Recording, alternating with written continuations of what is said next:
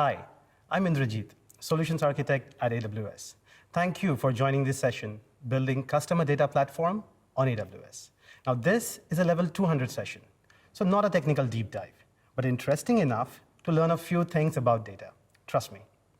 Later, we will be joined by Ashish Verma, Head of AI Labs in Singapore Press Holdings, to share their journey of building customer data platform. Great, so let's begin with the agenda. In the first section, which is Let's Talk Data, you will play a role of Chief Data Architect in an exciting startup to tackle real business problems. And in that process, you will learn to build Customer Data Platform, or CDP in short. And by the end of this section, remember Neo from Matrix when he says, I know Kung Fu? Well, I hope you would say, I know Customer Data Platform this time. Then we proceed to discuss journey of Singapore Press Holdings, SPH. And finally, we will conclude with a very important takeaway. So please stay tuned till the end. Let's begin with the role play now, shall we? Consider you work as a chief data architect for this fictional startup, Unicorn.Rentals, which is the largest provider of mythical creatures in the world. And people often visit their e-commerce site as well as physical stores to rent unicorns and other mythical creatures. As a chief data architect, one of your key responsibility is to work with various business units and build a data-driven culture in Unicorn.Rentals. Now, being customer-obsessed, they are constantly trying to improve their customer experience. This keeps your marketing team on toes all the time, and they are constantly working to develop or improve their marketing strategies. Based on your business strategy, currently they're working to improve their STP model, which is segmentation, targeting, and positioning. You know STP, right? It allows you to take a large anonymous audience and define how your products relate to specific consumer segments, thus improve your product positioning. Ever seen a product and thought, well, that's exactly what I was looking for? Well, yeah, right there, STP is in action. Now, please note, while I've taken marketing use case here, CDP serves multitude of use cases, which we will cover later in this section. All right, so in that process, your marketing team approaches you for guidance in how they can leverage on data to make their marketing initiatives more successful. And your answer is Customer Data Platform. Now, before we start learning how to build CDP, let's understand what is CDP first. So falling back on our use case, your marketing team asks you, what is CDP? And you say, well, it is a system which builds customer profiles by integrating data from various customer touchpoints, including CRM, DMP, transactional systems, email, websites, e-commerce, and much more. Well, if you notice customers' buying patterns, they are never linear. It's sort of crisscross. They will go on your e-commerce site first, blogs, reviews, compare sites, social media, physical stores, etc., before they will make that purchase. So CDP here helps you with, one, to build customer profiles by collecting information about these customer touchpoints to improve their buying experience. And two, if people are coming to your platform from these zigzag ways, then CDP makes sure that you are able to identify that user. Now, if you notice, at the beginning, I took an example of one marketing use case, just to set the context, right? But what you see on the screen are some of the popular CDP use cases across various verticals. But one thing I want to highlight here is always work backwards from your use case. Your use case should always be the starting point. Great. Now you know what CDP is, what are some of its use cases. But to know which features or capabilities my CDP platform should offer, well, for that, based on numerous discussions I've had with my customers, at minimum, you should have these. One, modular architecture to support various analytics use cases for current as well as future needs. It should support data governance. It has to be highly secure. It goes without saying, right? It must support various data integration tools and provide high-performance analytics. You should have capability to clean, transform, and enrich the data. Should support omni-channel delivery mechanisms to target multiple audience segmentations, what you've done before. Customer identity management, segmentation, classification, just to name a few. I really like this quote from a brilliant American businessman, John Wanamaker, which is, half the money I spend on advertising is wasted. The trouble is, I don't know which half. This emphasizes the purpose of CDP, which can help to identify on whom the marketing money has been spent and whether it has made a difference. That's the CDP for you. Awesome. Now let's start building CDP, okay? What I've done is I've broken this process into 3 main steps. So once you identify or once you define your use case, step 1 is to understand your customer journey. Capture their touch points from external sites, internal systems, capture first-party data, that's key. Second step is the most critical for me, I would say, because that's where you choose your engine. While key components remain the same, like choosing the right storage, processing platform, etc., most important is its ability to run several experiments at lower cost and yet high performance, and the ability to integrate modern infra management practices like immutable infrastructure, CI/CD, infrastructure as a code. And step 3 is all about developing or executing your use cases. All right, let's begin building a CDP. While there is no standard sequence of building a CDP architecture, but usually you begin at a storage layer. Storage layer is responsible for providing durable, scalable, secure, and cost-effective components to store large quantities of data. It supports storing structured as well as unstructured data. Further zoom in view of the storage exposes some critical aspects you should consider while designing your storage layer. To store data based on consumption for different user personas across the organization, the storage layer is organized into landing, raw, and curated zones. Landing zone is the area where your data is ingested from sources as is. No transformations, no format changes, nothing. Raw zone is where after you perform your data quality checks, data is cleaned, transformed, and moved from landing zone to this raw zone. Curated zone, this zone hosts data which is in the most consumption-ready state and conforms to organizational standards, data models, as needed by the top layer, which is the consumption layer in your case. Moving on is the data ingestion layer. It is responsible for bringing your data into the storage layer based on the defined customer journey or touch points which you want to capture. Some of the most popular data ingestion services from AWS are listed on the screen, which are Kinesis, Managed Kafka, Appflow, as well as there are several third-party tools which are available on our marketplace. You can build custom tools as well. A lot of customers do that. One of the key considerations, choosing the right tool for the right use case, which is real-time or batch processing for that matter. Great. Moving on to the processing layer. This is responsible for transforming your data into consumable state through data validation, normalization, transformation, and enrichment. Amazon EMR, which is Elastic MapReduce, is one of the most widely used service to build data processing platform.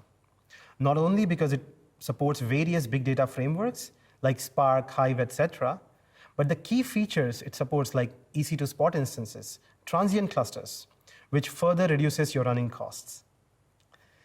This is where you perform advanced data analytics, build machine learning models using SageMaker or relationship mappings using Neptune, which is a graph DB. At this layer, you start building CDP applications or jobs following software development best practices, including microservices and various other design patterns. Then you build visualization layer for reporting, BI dashboards, as per your business requirements, and customer engagement layer to reach out to your customers over various channels. And finally, the security, governance, and management layer, which is responsible for protecting your data across various layers and provides access controls, encryption, network protection, monitoring, and auditing. So what you see now, you can call it as a blueprint for building CDP on AWS. I hope by now you should be comfortable in saying, I know customer data platform. Are you sure? One of the most important pieces in modern analytics architectures is ability to authorize, manage, and audit access to data.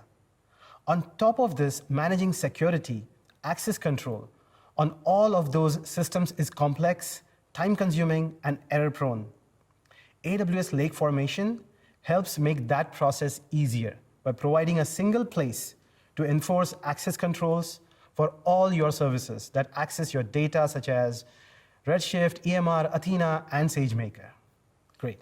As powerful as AWS Data Lake infrastructure has been, it turns out that there are still a lot of steps involved in building data lakes for analytics, which we saw earlier, like setting up storage, moving data, clean and prepare data, configure and enforce policies. This is where sensitive data must be secured according to your compliance requirements. Make it easy to find the data. Like different teams, including analysts, data scientists, always have trouble finding the right data.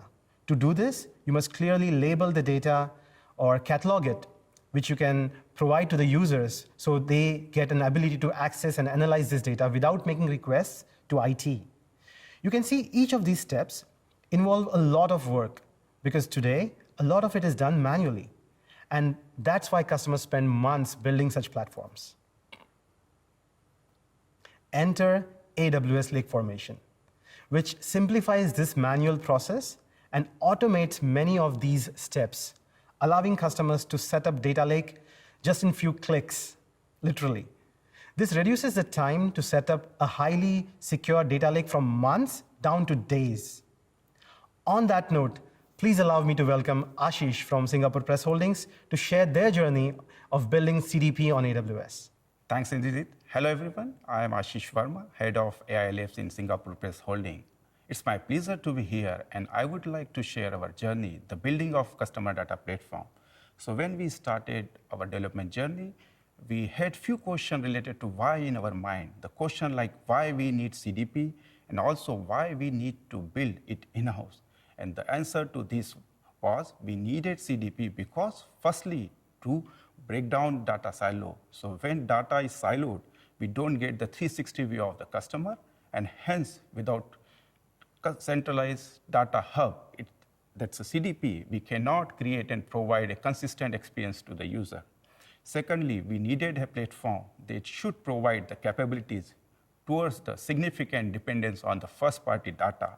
Let me share our introspection thoughts that makes us to start thinking on building the in-house CDP. Here are some of the project goals I would like to highlight. Before starting to build the customer data platform, we were quite clear on the project's end goal. The first goal was to have holistic customer data. The platform should have capabilities to combine the customer data from all available sources. The second goal was to have lasting customer profile. The platform should retain customer data for a specific period of time. And third goal was to have cross-channel personalization. The platform allows for personalization. Fourth goal was to have real-time capabilities. The platform update data in real time, allowing for quick reaction to the changes. The fifth goal was to have identity resolution capability. The platform should connect the behavior of anonymous visitor with non-customers and recognize customer across devices and other channels. And last but not the least, data priority. The platform primarily should deal with the first-party data. Let me share the challenges and the overview of the growth stack before and after CDP. Before CDP, it's a data silo situation where collection of data held by one application is not accessible to the other application within the organization. And data silo majorly affect the efficiency as this often maintains duplicate data. It produces incomplete view and also decreases the quality of and credibility of data. While if we can find out and develop a way to centralize and integrate the data, we can overcome this silo. And hence, we should be having a centralized data hub, that's CDP, which will tie the silo data in real time, enable segmentation, and target customers as presented here in the growth stack after CDP. Let me share our realization thought towards start of development and building of in-house CDP. This is how our architecture blocks look like. We have majorly 5 blocks. First one is data collection block, which collects the ingested customer data from different channels like marketing, sales, product system, including CRM, web, mobile, and many more channels. Second one is data unification block. This block unifies customer data under one unique identifier and also resolve the duplicate profile by combining them into a single profile. Here, with the best-in-class in-house data engineering research in SPH, we have developed the native solution on anonymous customer identification across domain. And moreover, this solution is based on first-party data for the data unification. Third one is the segmentation block. This block does the process of data cleaning, feature engineering, feature extraction, and later analyzing the customer data using AI ML models to find out key segments based on common attributes. This block also does the job of data personalization. The customer data analytics happens here. That uses machine learning recommendation, affinity, and predictive scoring to analyze customer data and provide a better view of customer journey across channels. The last block is actioning block, which includes activation and reporting. The reporting enables customer dashboards, while activation provides real-time profile data to marketing system in order to deliver personalized, targeted experience across all channels and devices. Let me share the high-level overview of our CDP infrastructure architecture, and also would like to thank to the AWS team for their support on setting up the infrastructure, especially for guiding and helping on the setup of Amazon EMR cluster. Our architecture inherently is the combination of big data with AI and developed on the AWS infrastructure using their product and services like Amazon EMR, S3, RDS, and Redshift. Let's discuss architecture layers from right to left. The first layer includes the data collection of first-party data from multiple sources, along with EDW, and this happens in the Redshift and RDS. In the second layer, which is most important in terms of big data and AI processing, this layer does the job of data unification, data segmentation, data personalization, along with data processing, analysis, and storage. And all these happen in the Amazon EMR cluster, which hold the big data like Spark, HBase, and AI ML infrastructure. The third layer takes care of data activation part, which holds the REST API to communicate with our publication on Spring Framework. It also includes the application load balancer to manage the public-facing request, while the fourth layer performs the task of service provisioning, for example, publishing the campaign or showing the paywall on the live site. Let me share our result outcome after the building of in-house CDP. So finally, with the help of our talented team of SPH, we were able to deliver the first phase of project in record 9 months of time. We have branded our CDP as SPH Wave, so we can say the launch of SPH Wave is one of our key product and platform milestone for SPH towards data-driven, audience-first product initiative built with in-house tech capability, along with high value of business impact. Let me share some of the goals which we achieved with this initiative. First one, with our data engineering research, we have developed the native solution on anonymous customer identification across domain based on the first-party data. Second one, it is great initiative towards the reliance on the in-house tech capabilities and to reduce the third-party product tool dependency. Third one, it helped in serving the cost. Fourth one, it enables the greater flexibility of paywall messaging, also provided the future ability to target different users with different experience. Let me cover the high-level product overview. This slide covers one of the functionality of SPH Wave, which uses the 4 components of product. First one is module creation. The module defines the position on page where a creative is displayed. Second one is campaign creation. The campaign or the rule to determine the targeting like who, what, where, and when, who to target. For example, based on visitor category, what to target, which includes a template, where to target, for example, in the article section or any other place, when to target, either activate the action manually or automatically. Third component is creative creation, while the fourth one is the activation of campaign. Here we have seen one of the front-end functionality of SPH Wave, while the backend is running the main engine of the SPH Wave, which does the job of data unification, segmentation, personalization, and activation. And this is how the PayWall campaign looks on our publication to the reader. This slide shows the example that based on the subscription propensity score, how the personalized PayWall campaign will be activated and looks to the reader. Let me share the other capabilities of our SPH Wave, which includes customer acquisition, customer retention, and ad targeting. Use case for customer acquisition is activation of dynamic PayWall. So based on propensity score, we can show the relevant campaign to the user. The use case for customer retention includes the email collection for targeting. We can collect the email from the running campaign, while ad targeting use cases includes the ad serving based on demography of reader, like age group, interest, location, and also based on users' convenient time of reading, a relevant ad can be served. That's all from my side. Back to Indrajit. Thanks. Thank you, Ashish, for those insights. Very helpful. And thank you all for staying with us on this journey of building customer data platform. Finally, I want to do a quick recap, wherein if you remember, our fictional startup, Unicorn.Rentals, and with its ambition to become data-driven, went on to this journey of building a customer data platform. And in the process, we learned a few things about CDP. As you can see, while 85% of businesses want to be data-driven, how to become one is still unclear.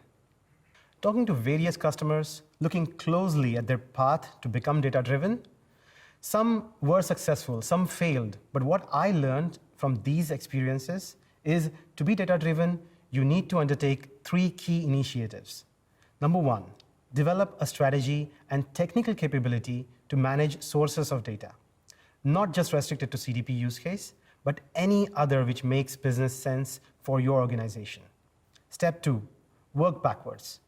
Don't start with data, but with the problem you want to solve. And finally, maybe the most important to me, democratize the data. But to truly democratize the data, you need to transform both data access tools and the infrastructure provisioning to a self-service model. But this isn't just a matter of putting the right technology in place. Your company also needs to make massive cultural shift. Collaboration must exist between data engineers, scientists, analysts, and anyone who wants to use that data. Bottleneck between someone who needs data and managers of data should be removed. You need to adopt the kind of culture that allows your employees to iterate rapidly and define or redefine their data-driven ideas. What you need is to create data ops culture. So data ops, what it does is it closely connects people who collect and prepare the data to those who analyze the data, to those who put findings from those analyses to good business use.